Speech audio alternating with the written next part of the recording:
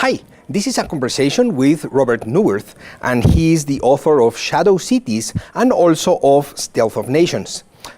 Robert, you have been working on self-governed communities and also with the economies of self-reliance. Why? How come? Because it's the way the majority of the people in the world live and survive. I think that the majority of people deserve to be paid attention to, and unfortunately, the major media outlets and our system does not pay attention to them, so I felt I had to, in some way, rectify that. You have a background on philosophy and you are a journalist. Yeah. Tell us, how has been your journey in this world of self-reliance economies and squatters? Yeah, you know, when I was writing almost exclusively about New York City housing issues when I started this process. I probably shouldn't admit this for publication, but I've, aside from one trip illegally to Cuba, because the United States does not allow its citizens to go to Cuba, I had never been out of the developed world.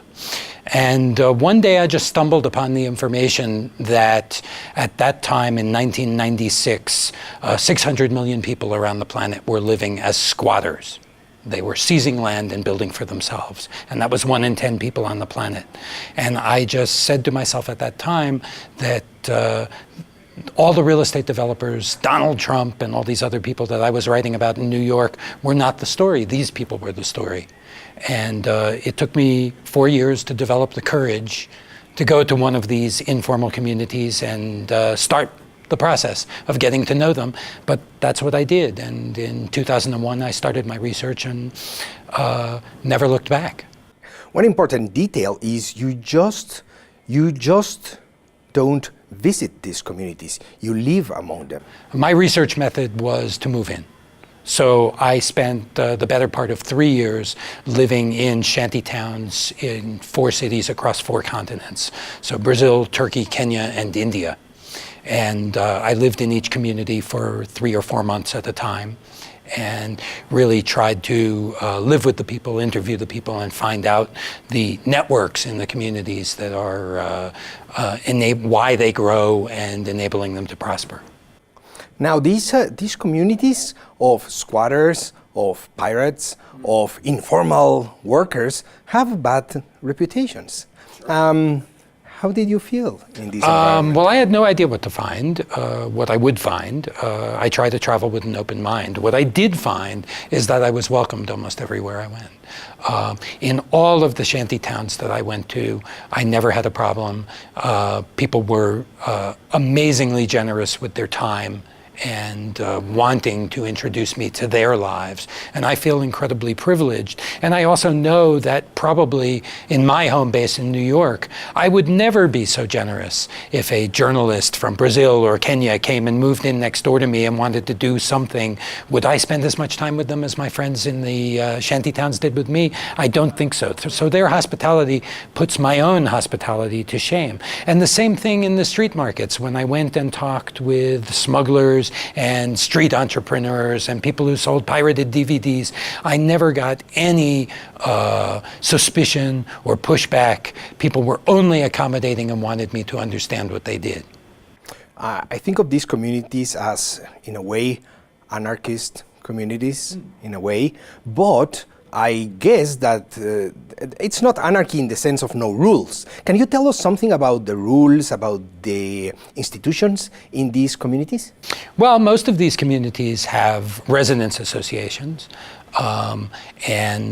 Like in some of the squatter communities or shanty towns, they even have kinds of title deeds where people buy and sell houses and they record the transactions, which are kept at the offices of the residents association, so that they are memorialized in some way, even though they're not quote-unquote legal transactions in property.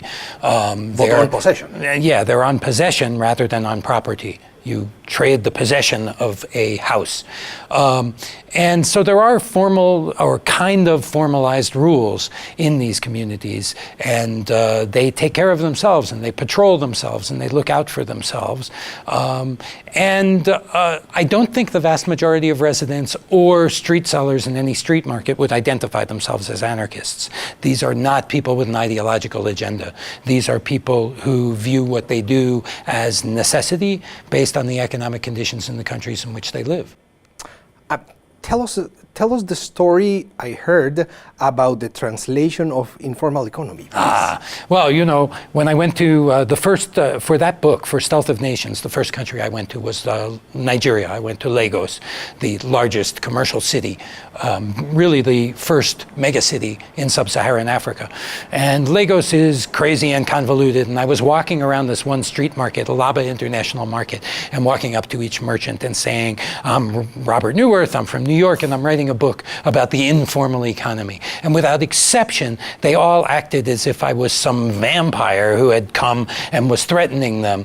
Go away, they didn't want to talk with me, and they were very put off by this. And it took a Nigerian friend of mine who was helping me out, Taiwo Adesanya, to translate my English into English they would understand. And his translation was, he's writing a book about businesses that exist solely on their own effort with no help from the government. And that was, to them, a perfect description of what they did. And so they all opened up and decided to talk with me. And it's a description I learned how to use myself. And indeed, when I went to China, I used the same description. I said something about, I was writing about the informal economy, and this merchant I was interviewing, who happened to be a friend of a friend, still got this panicked look on his face until I said, what I mean is, I'm writing a book about businesses that exist solely on their own effort and with no involvement from the government. And he said, that's me.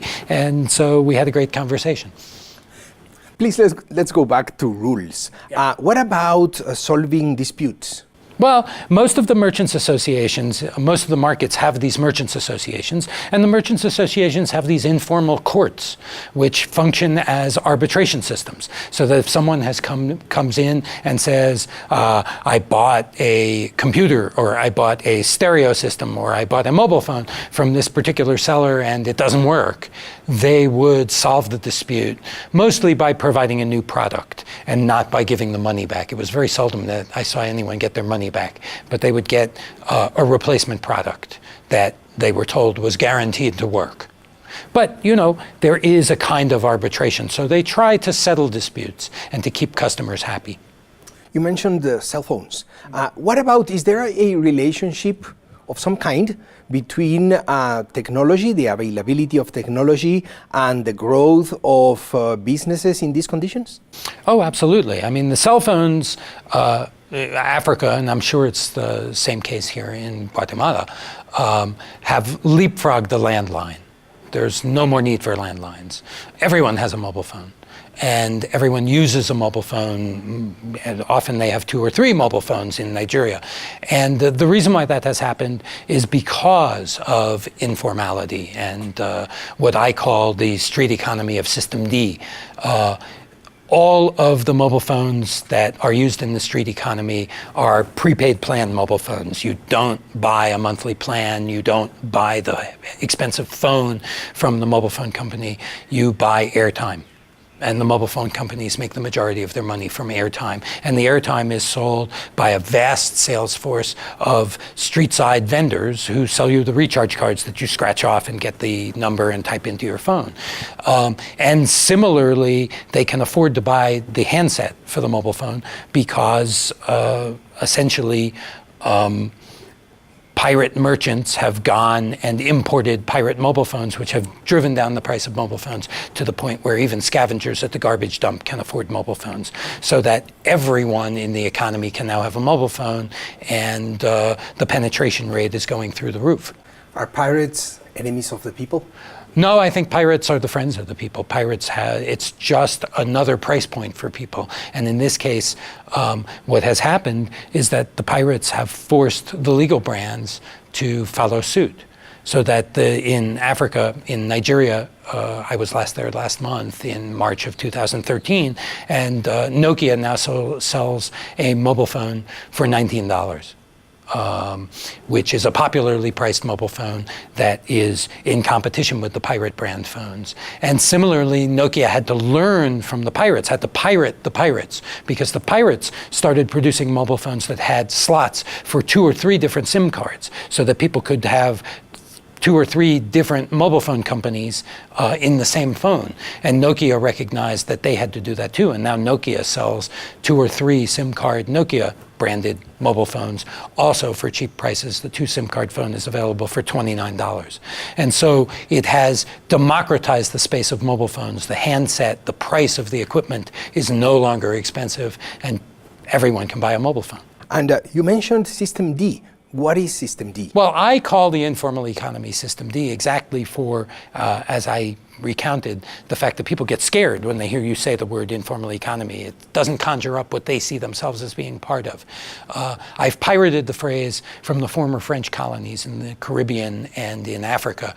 There's a French word, débrouillardise, which essentially means self-reliance, ingenuity, and they refer to what academics tend to call the informal economy as l'économie de la débrouillardise, or shortened for street use, système D. And I took système D and turned it into English, System D. And what I like about it is it's friendly, it does imply that this is a system, and it takes away the negative connotation of informal, as if it's somehow existing in clandestine doorways and hidden transactions.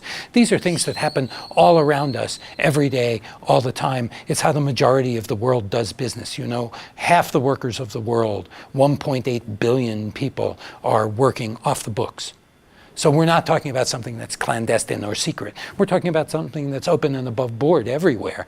And that's why I felt System D was a better description than the informal economy. Finally, Robert, can you summarize 3 fascinating things that you have learned with these experiences? Well, first, I started out this process being much more of a believer in big government and government programs to solve social inequities. And I'm now much more of a believer in the power of people to solve their own social inequities. So in some way that made me more of a believer in anarchist bottom-up structures, which people produce based on necessity to solve their own needs in society. So that's one thing. I learned something as a journalist, which is to be humble and not believe that I have all the answers when I go into a new situation and try to understand what people do. If I go in and apply the mentality of New York City to a situation in Lagos, Nigeria, or Guatemala City, I'll get nowhere.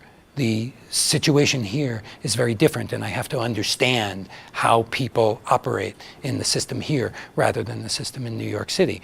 And the third thing I say is that I've been inspired by the amazing energy and ingenuity of people that I've met around the world, which has inspired me to try to be more entrepreneurial and ingenious in the work that I do, in really trying to salute the enterprise that comes from the bottom up. So for me, those are 3 things I learned. Thank you, Robert, for sharing these experiences with us, and thank you too. Yeah, thanks for having me.